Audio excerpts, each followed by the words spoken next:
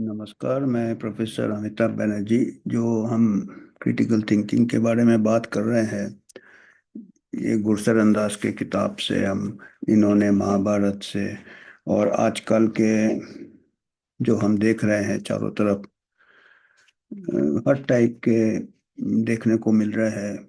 ईर्ष्या के ऊपर अभी बात हो रहा है। इन्होंने जो दुर्योधन के कैरेक्टर से चालू किया है, इसी को आगे बढ़ाते हुए एनवी, ये हमारा थिंकिंग को कैसे डिस्टॉर्ट कर देता है, कैसे संतुलन खो जाते हैं हम। तो इसका जो बचपन से ये भाव आ जाते हैं। ये किताब इन्होंने लिखे हैं। दुर्योधन का तो एक ड्रामा था जो महाभारत का, उसमें क्या।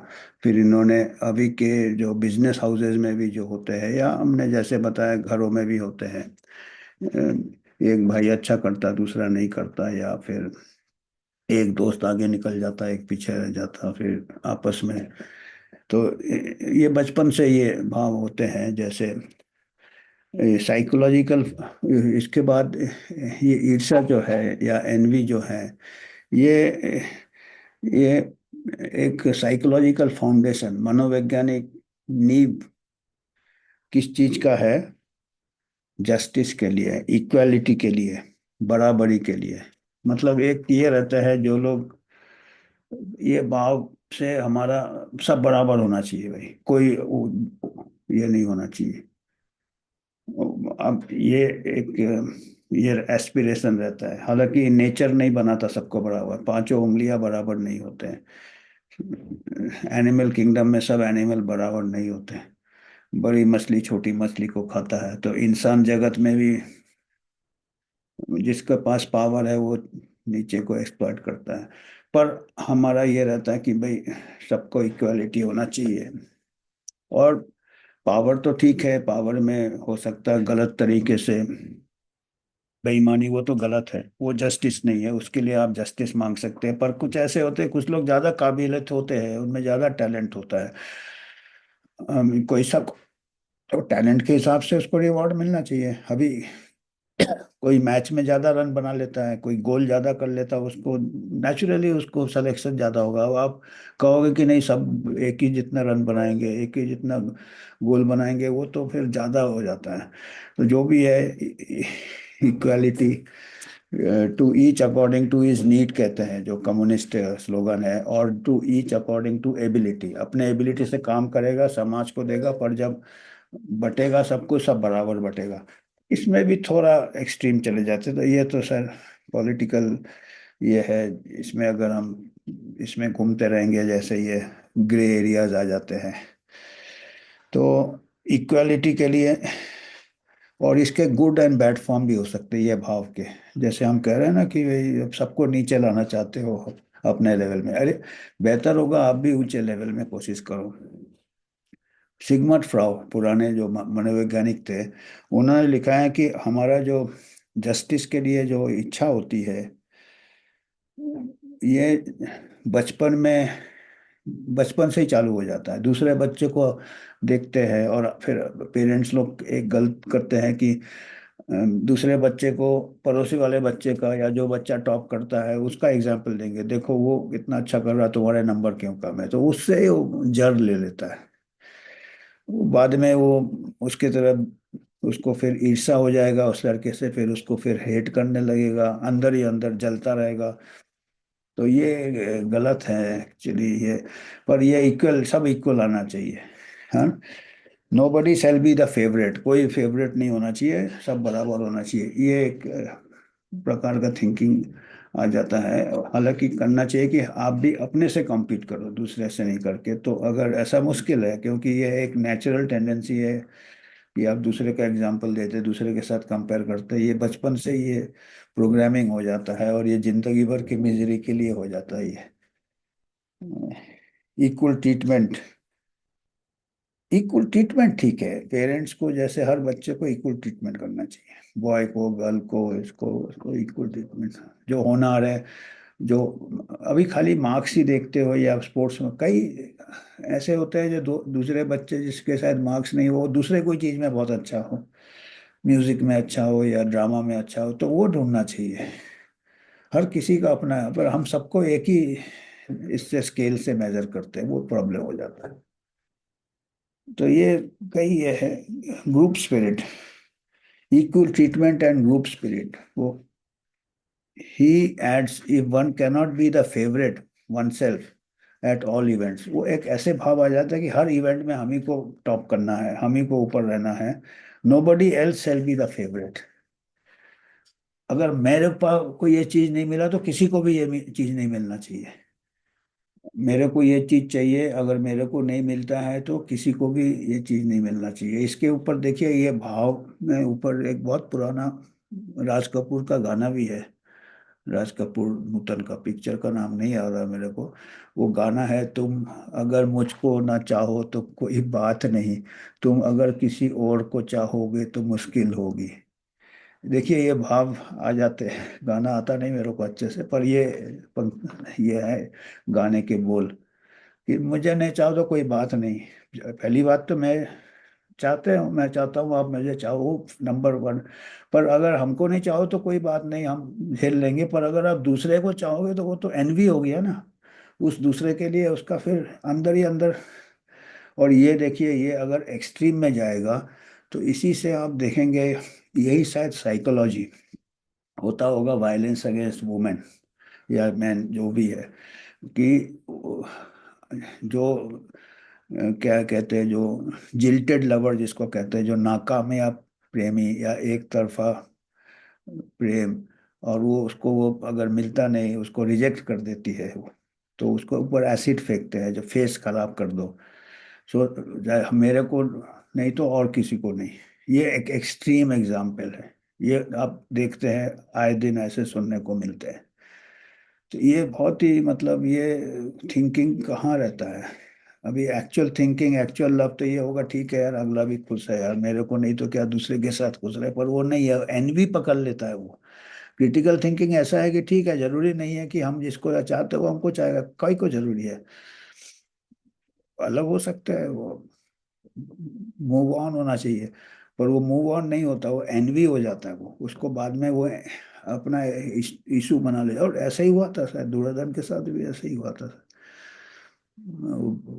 कई ऐसे, तो ये आपको चारों तरफ देखने को मिलता है इसके जो दुष्प्रभाव है एनवी के। ये गाना मैंने डाला है, इन्होंने नहीं डाला, गुरशरण दास ने। थोड़ा बहुत अपने को भी क्रिटिकल थिंकिंग करना चाहिए, नहीं तो ऐसे आप।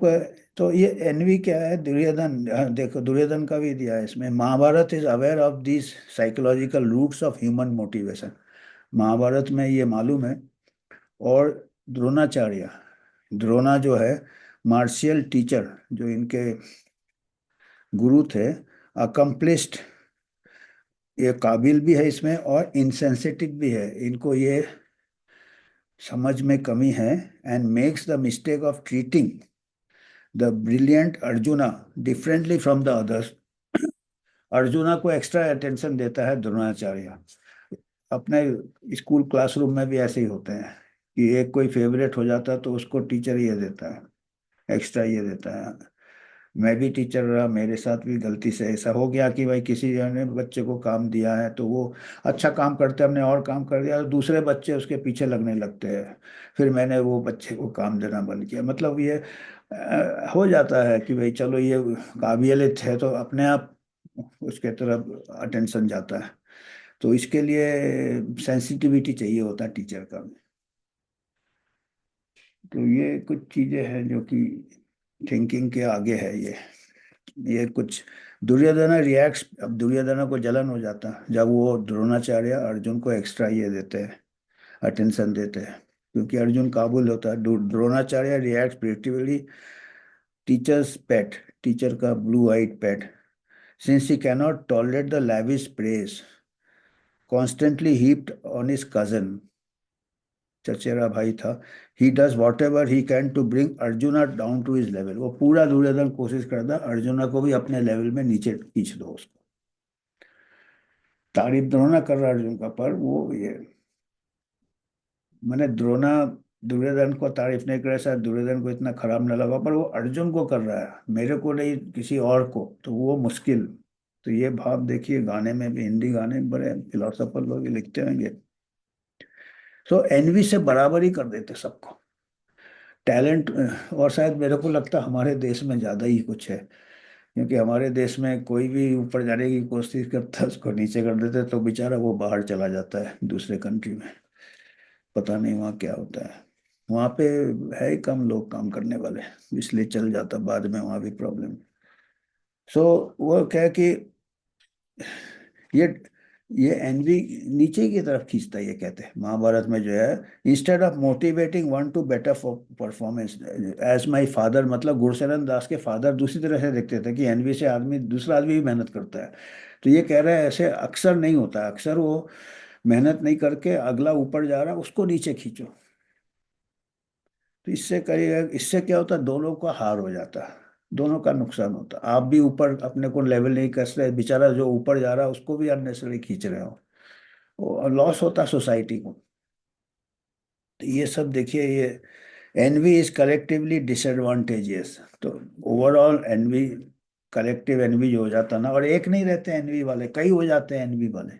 ऊपर तो एक ही जाता है, टैलेंटेड कम ही होते, 10 में से एक ही टैलेंट होते हैं, पर वो कई हो जाते हैं, कई एवरेज रहते हैं। जो कि एवरेज का मतलब ही ऐसा है कि मेडिटेट, तो खुश रहना चाहिए एवरेज, अपना दूसरा फील्ड में देखना चाहिए, उसमें आप कुछ एक्स्ट्रा हो सकते हो।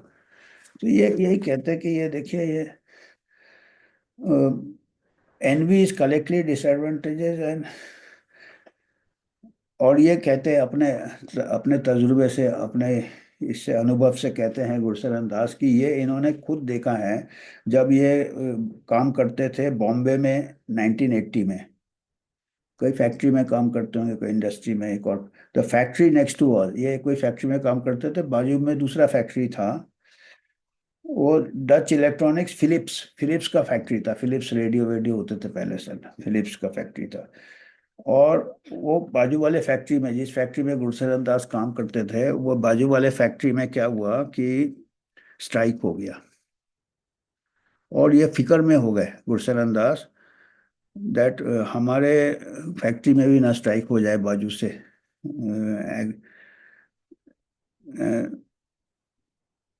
Because they trade union leader, उनका जो ट्रेड यूनियन लीडर था बाजू वाले फैक्ट्री का, वो कहते हैं उनका मेंटल मेकअप दुर्योधन जैसे ही था। वो चाहता था कि ये हमारा फैक्ट्री भी, गुरशरण दास जिसमें काम करते उसको भी नीचे कर दे।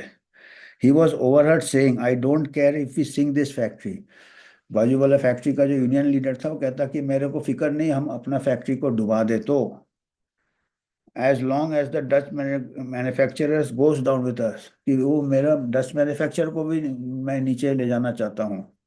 The statement sent the sewer, तो ये घबरा गए कि मतलब जो फैक्ट्री का स्ट्राइक कर रहा था उसको फिक्र नहीं था कि वो सबका नुकसान हो जाए, सबकी रोजी रोटी चले जाए, साला सबको नीचे करो।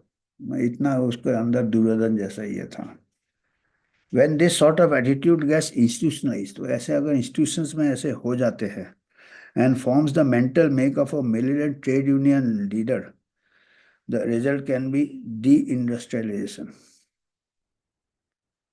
This is what happened to West Bengal and Kerala. वही कह रहा है ना, जैसे कम्युनिस्ट थॉट होता है कि सबको नीचे ले आओ, इंडस्ट्री ने सबको बराबर होना चाहिए, तो उसमें कोई ग्रोथ रुक जाता है, वो कहते हैं ऐसे ऐसे।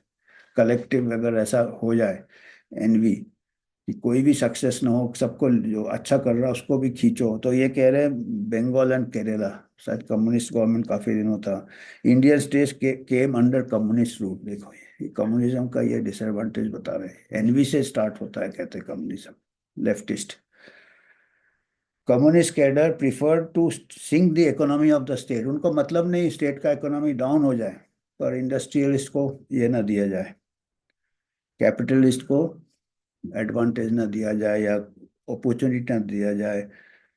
एंड बोथ स्टेट्स में लोग इन्वेस्ट करना बंद कर दिए, तो सबको नुकसान होता है, एम्प्लॉयमेंट में नुकसान होता है, इसमें नुकसान होता है, उसमें नुकसान होता है। Even today the memory of that militancy survives and it is difficult for this two states to attract industry. तो ये दो स्टेट से इंडस्ट्री अट्रैक्ट करना मुश्किल हो जाता है, और लोग सफ़र करते हैं, लोगों को जॉब नहीं मिलता। देखिए सबसे ज़्यादा आजकल एम्प्लॉयमेंट प्राइवेट सेक्टर ही करता है, गवर्नमेंट कहाँ करता, गवर्नमेंट में तो मीडियोक्रिटी है, ये है, सबको एक मिलेगा, सबको कोई, तो प्राइवेट में एंटरप्राइज है, ये है, अब इसमें अलग अलग ओपिनियन होंगे। प्राइवेट में भी एक्सट्रीम में हेरा फेरी है, बेईमानी है, करप्शन है, पर वो गवर्नमेंट में भी है, आप देख रहे हैं। गवर्नमेंट प्राइवेट इतना इजी नहीं है, इसीलिए ग्रे एरियाज बहुत है, बहुत ही ग्रे एरियाज है। तो आज हम यही खत्म करते हैं। हम यही देख रहे हैं कि जो भाव महाभारत में से चला आ रहा है, कोई नया नहीं है ये सब। और हम करप्शन करप्शन कहते हैं, करप्शन तो माइनर चीज है, ये एनवी आग है एक प्रकार से, ईर्ष्या जिसको कहते हैं, ये आग है। तो आज हम इसी आग में खत्म करते हैं, आगे कंटिन्यू करेंगे। धन्यवाद।